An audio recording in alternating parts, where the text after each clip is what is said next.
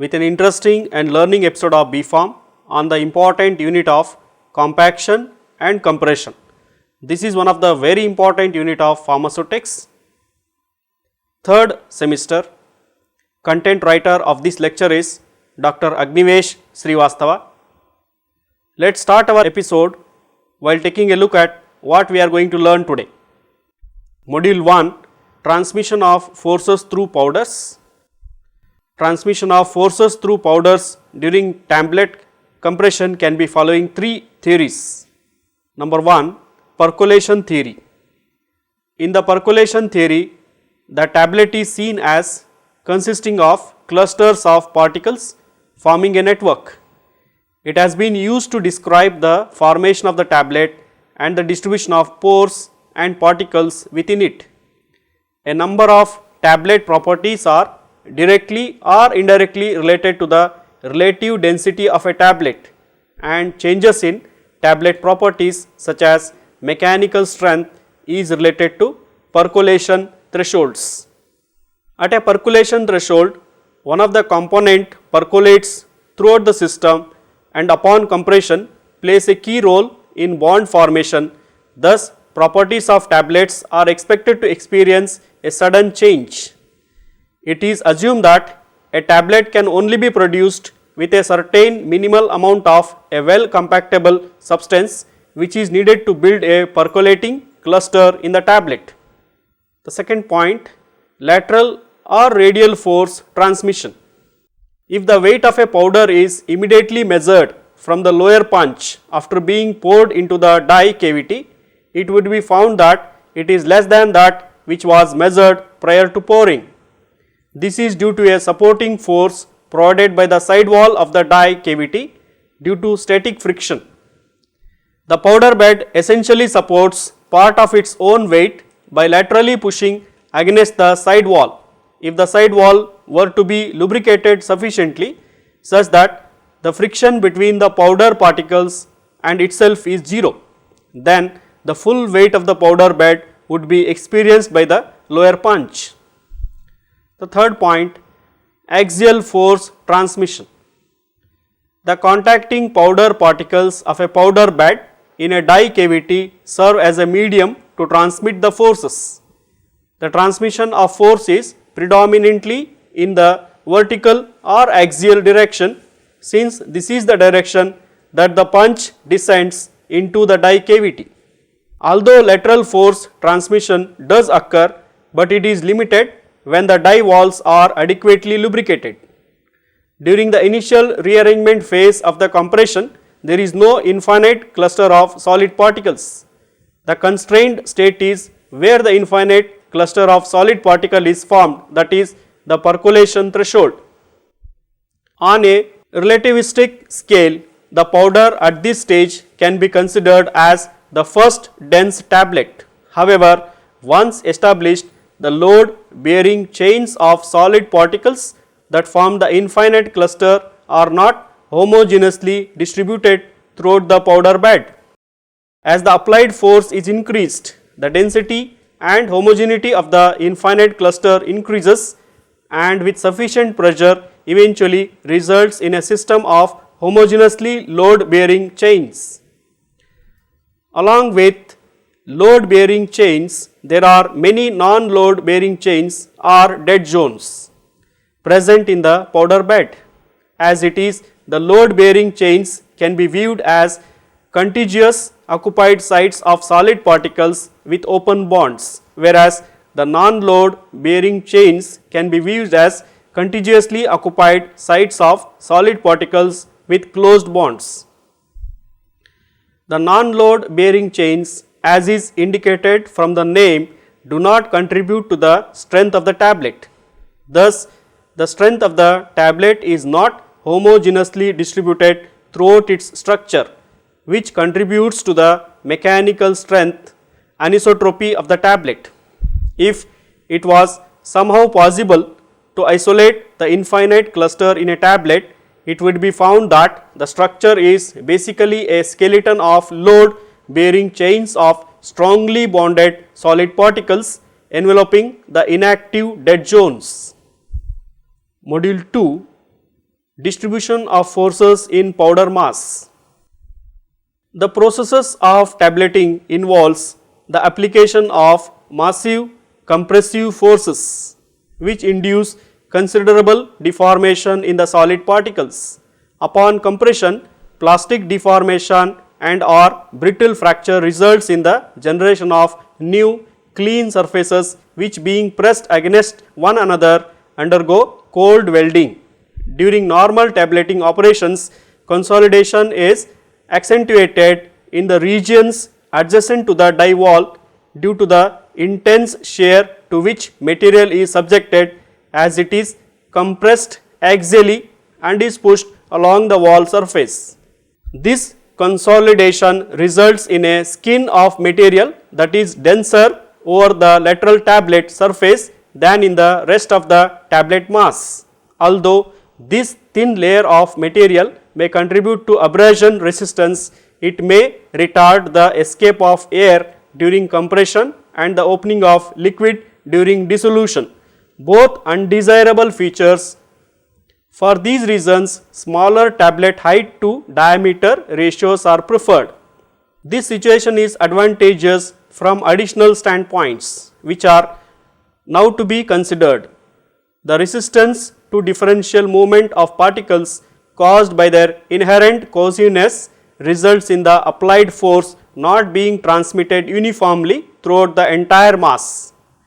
More especially in the case of a single station press, the force exerted by the upper punch diminishes exponentially at increasing depths below it. Thus, the relationship between upper punch force Fa and lower punch force Fl may be expressed in the form Fl is equal to Fa E Kh by d, where K is an experimentally determined material dependent constant that includes a term for the average die wall frictional component.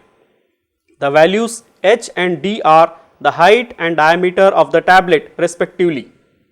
The discrepancy between the two punch forces should be minimized in pharmaceutical tableting operations so that there is no significant difference in the amount of compression and consolidation between one region of the tablet and another. Reduction of die wall friction effects by having smaller tablet height to diameter ratios and by adding a lubricant is therefore common practice. Effects of friction. At least two major components to the frictional forces can be distinguished. Interparticulate friction. This arises at particle contacts and can be expressed in terms of a coefficient of interparticulate friction, that is mu I. It is more significant at low applied loads. Materials that reduce this effect are referred to as glidants. Colloidal silica is a common example. Die wall friction. This results from material being pressed against the die wall and moved down it. It is expressed as mu W, the coefficient of die wall friction. This effect becomes dominant at high applied forces when particle rearrangement has ceased and is particularly important in tableting operations. Most tablets contain a small amount of an additive designed to reduce die wall friction. Such additives are called lubricants. Magnesium stearate is a common choice. Force distribution. Most investigations of the fundamentals of tableting have been carried out on single station presses, sometimes called eccentric presses, or even on isolated punch and die sets in conjunction with a hydraulic press. The system represented diagrammatically in figure.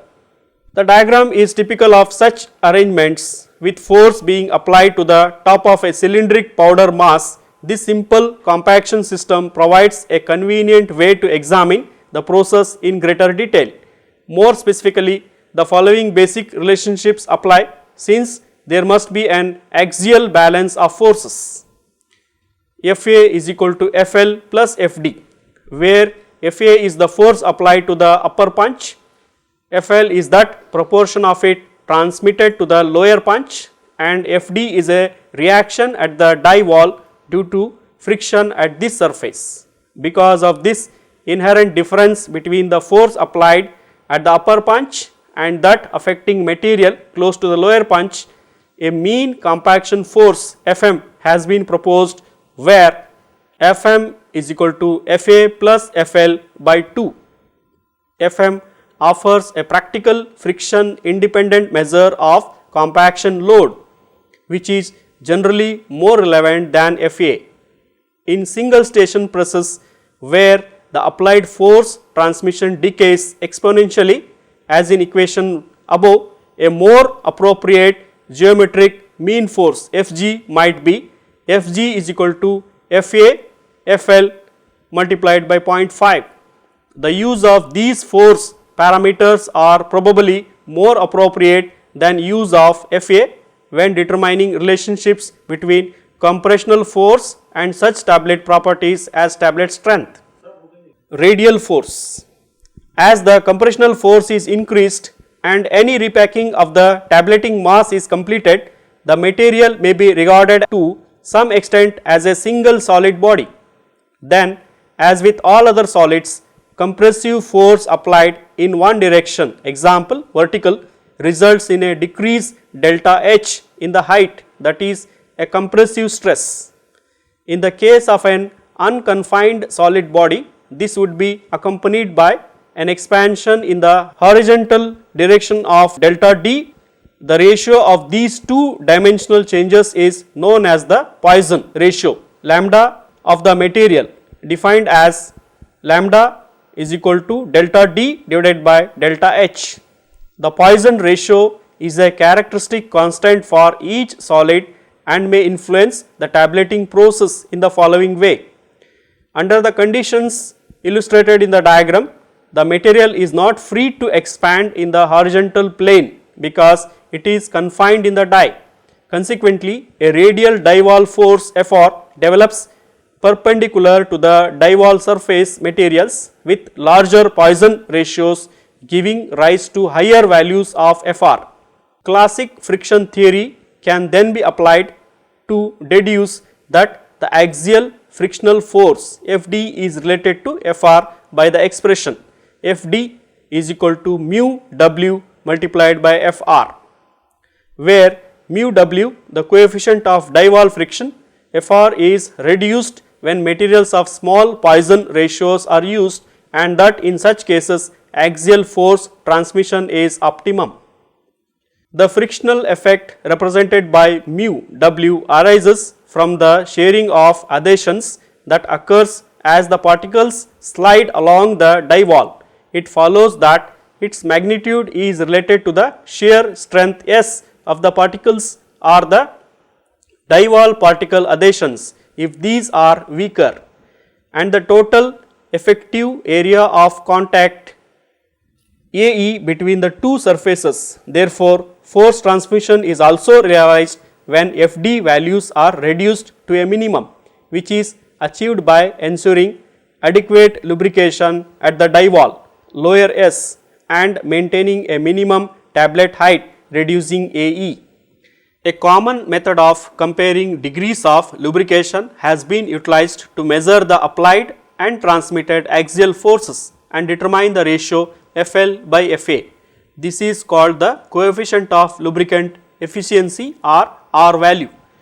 The ratio approaches unity for perfect lubrication, no wall friction, and in practice values as high as 0.98 may be obtained. Values below 0.8 probably indicate a poorly lubricated system. Values of R should be considered as relating only to the specific system from which they were obtained, because they are affected by other variables such as compressional force and tablet H bar D, that is height bar diameter ratio. Ejection forces. Radial die wall forces and die wall friction also affect the ease with which the compressed tablet can be removed from the die. The force necessary to eject a finished tablet follows a distinctive pattern of 3 stages. The first stage involves the distinctive peak force required to initiate ejection by breaking off tablet or die wall adhesions. A smaller force usually follows, namely that required to push the tablet up the die wall. The final stage is marked by a declining force of ejection as the tablet emerges from the die. Variations on this pattern are sometimes found, especially when lubrication is inadequate and or slipstick conditions occur between the tablet and the die wall, owing to continuing formation and breakage of tablet or die wall adhesions. Worn dies which cause the bore to become barrel shaped give rise to a similar abnormal ejection force trace and may lead to failure of the tablet structure. A direct connection is to be expected between die wall frictional forces and the force required to eject the tablet from the die.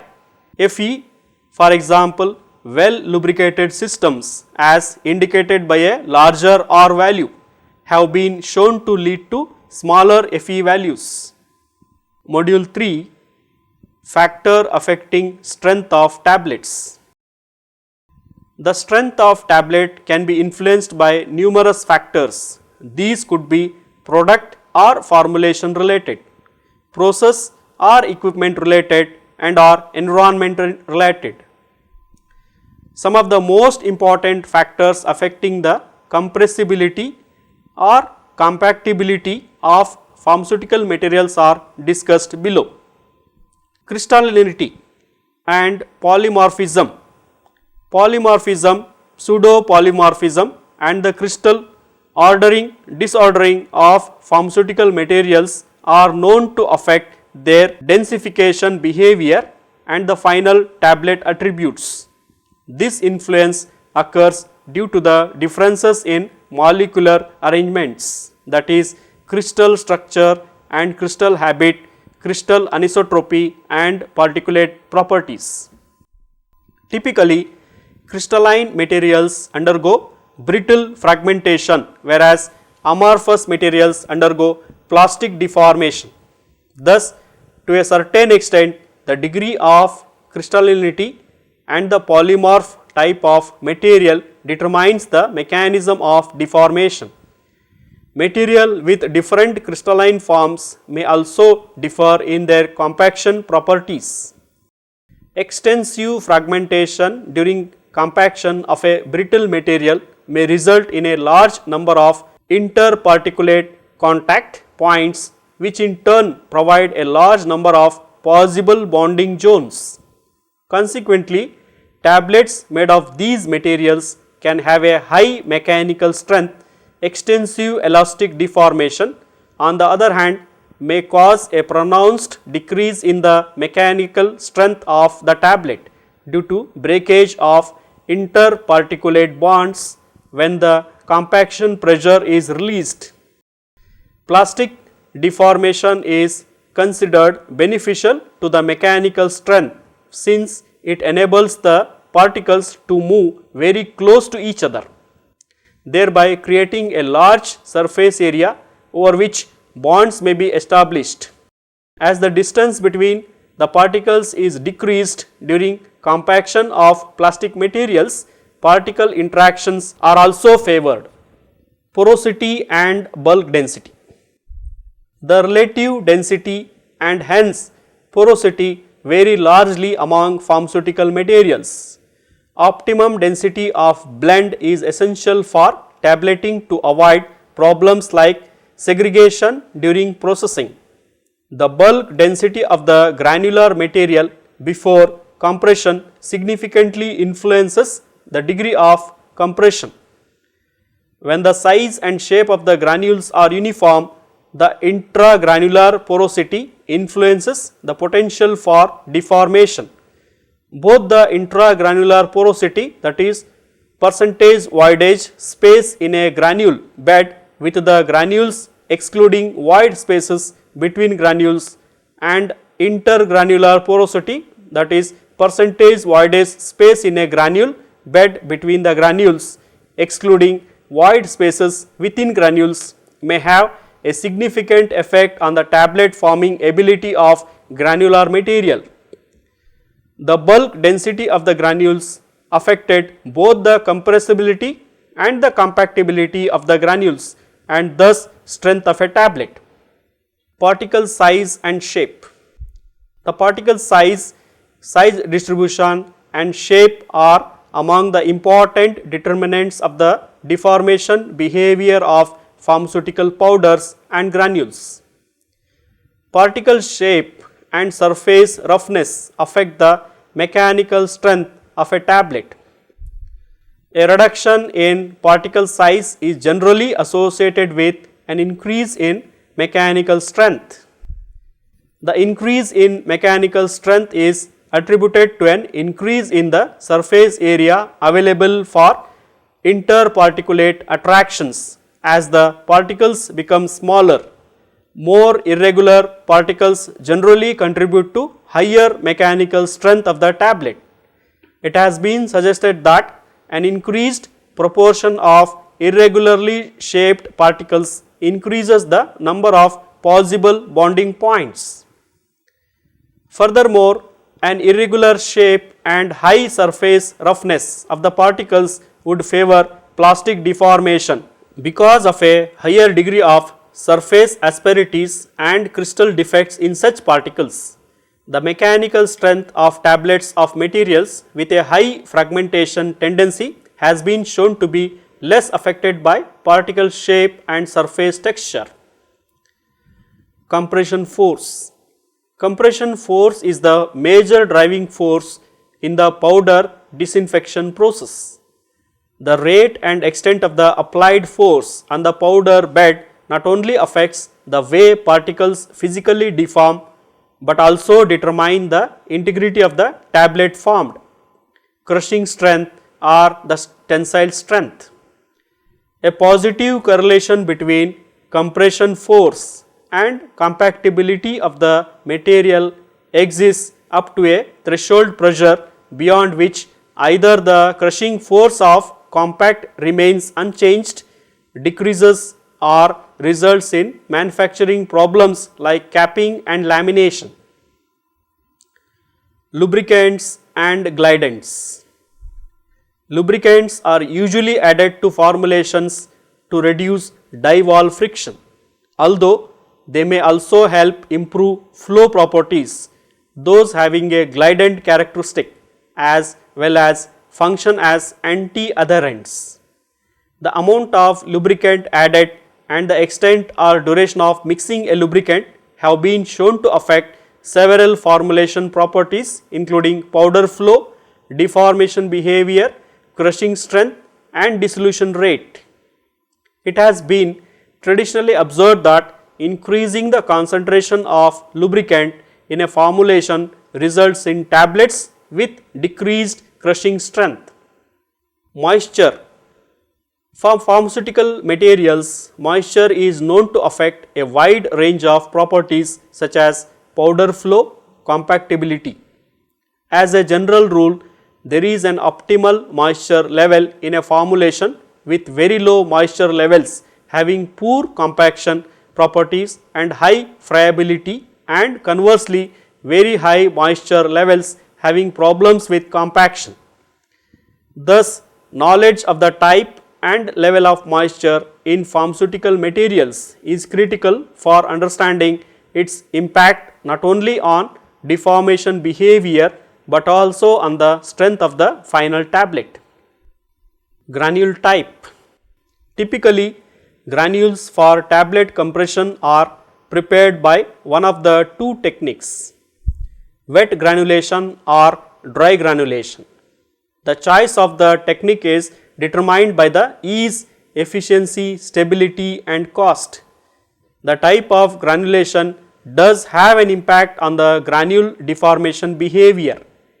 Wet granulation may affect the moisture level and crystallinity and density of the blend.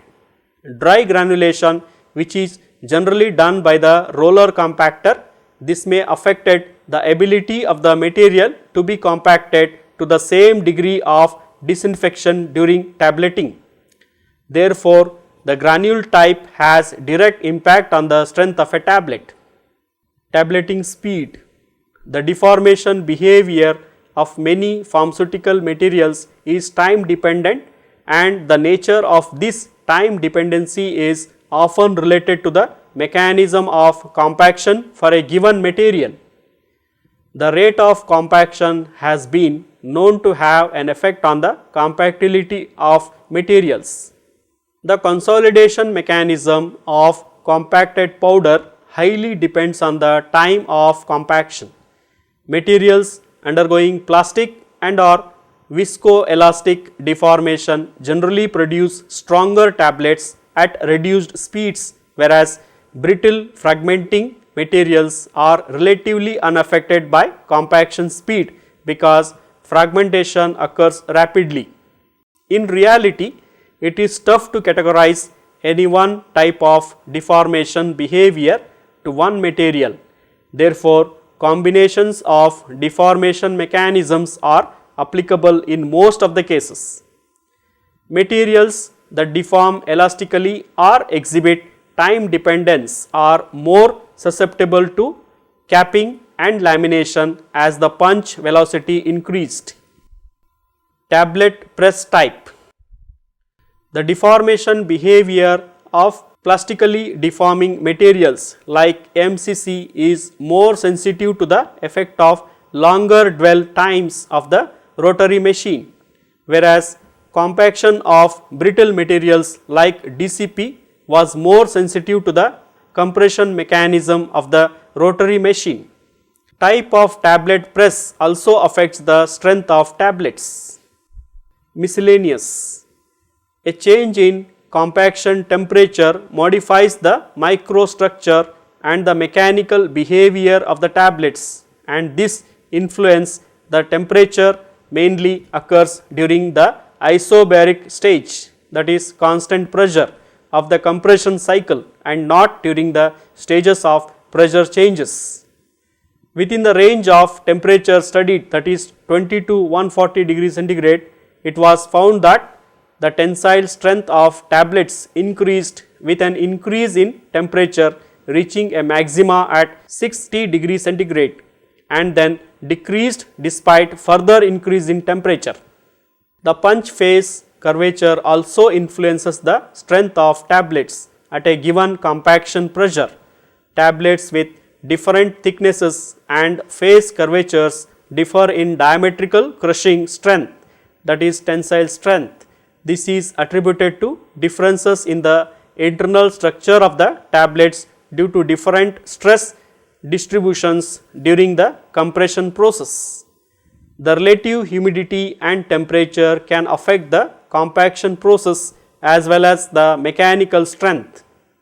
The mechanical strength of a tablet can also be influenced by the time that elapses between compaction and strength characterization. Conclusion. In today's lecture, we have seen transmission of forces through powders, distribution of forces in powder mass in tablet manufacturing, and factors affecting the strength of tablets. Now we come to the end of today's lecture. Do keep in mind what we discussed today. Time for you to self-study. This is Satish Belankar signing off. I will be back with one more lecture in this series. If you want to learn more and enhance your knowledge, you may log on to our website for MCQ, quizzes, LORs, www.cec.nic.in. Till then, keep studying. Goodbye.